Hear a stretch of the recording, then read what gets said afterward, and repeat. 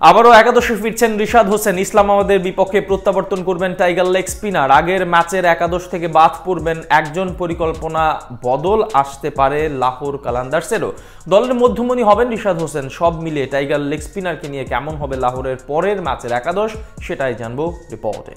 মুলতান সুলতানের বিপক্ষে গেল ম্যাচের একাদশে ছিলেন না রিশাদ হোসেন। নিজের প্রথম 4 ম্যাচে দুর্দান্ত পারফরমেন্স করা সত্ত্বেও বাদ পড়েন টাইগার লেগ স্পিনার। এই নিয়ে অবশ্য দেশের মিডিয়াগুলোতে আলোচনা হয়েছে অনেক, কিন্তু গাদ্দাফি স্টেডিয়ামের পেস বান্ধব উইকেটে এমন একটা সাহসী সিদ্ধান্ত নিতেই হতো লাহোর কালান্দার্স ফ্র্যাঞ্চাইজির, আর সেটাই নিয়েছে তারা। তবে এক ম্যাচ বিরতি দিয়ে ইসলামাবাদের বিপক্ষে লড়াইয়ে একাদশে ফিরতে পারেন রিশাদ হোসেন। সেখানেই বদল আসতে পারে পরিকল্পনার। জীবনে প্রথমবারের মতো বিদেশি কোনো ফ্র্যাঞ্চাইজি টুর্নামেন্ট খেলতে গিয়ে রীতিমতো তাক লাগিয়ে দিয়েছেন রিশাদ। তার বোলিং ভেলকি দেখে এখন মুগ্ধ পাকিস্তানের ক্রিকেট ভক্তরা।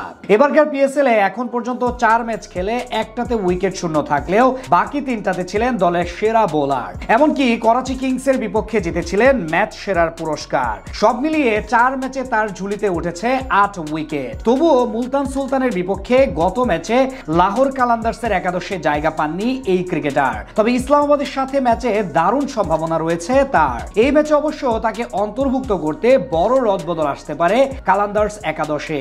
ওপেনিং পজিশনে যথারীতি ফখর জামান থাকলেও বাদ পড়ার ঝুঁকিতে আছেন মোহাম্মদ নাঈম।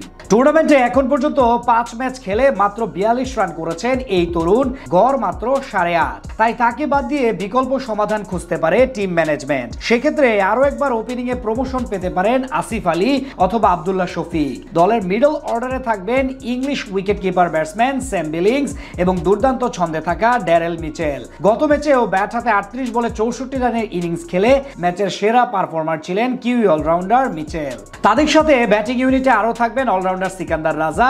ব্যাট ও বল উভয় বিভাগে দারুণ ছন্দে আছেন তিনি। এদিকে মুলতান সুলতানের বিপক্ষে গত ম্যাচে রিশাদের জায়গায় সুযোগ পেয়ে বেশ ভালোভাবে কাজে লাগিয়েছেন টম কারান। তাই আরো একবার টিকে যেতে পারেন এই ডানহাতি অলরাউন্ডার।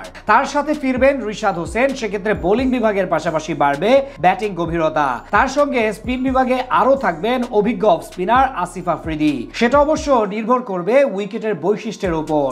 এছাড়া পেসার হিসেবে থাকবেন পাকিস্তানের 2 স্পিড স্টার শাহিন শাহ আফ্রিদি এবং হারিস রাউফ। অধিনায়ক শাহিন দুর্দান্ত ছন্দে থাকলেও এখন পর্যন্ত প্রত্যাশা অনুযায়ী পারফরমেন্স করতে পারেননি হারিস রাউফ। 6 ম্যাচে 10-এর উপরে ইকোনমি রেটে নিয়েছেন মোটে 5 উইকেট। সব মিলিয়ে বলা চলে ইসলামাবাদ ইউনাইটেডের বিপক্ষে আগামী 30 তারিখ নিজেদের সেরা একাদশ নিয়ে লড়াইয়ে নামবে লাহোর কালান্দার্স। এর আগে টুর্নামেন্টের প্রথম ম্যাচে মুখোমুখি হয়েছিল এই দুই দল। সেখানে অবশ্য 8 উইকেটের বড় জয় পেয়েছিল ইসলামাবাদ ইউনাইটেড।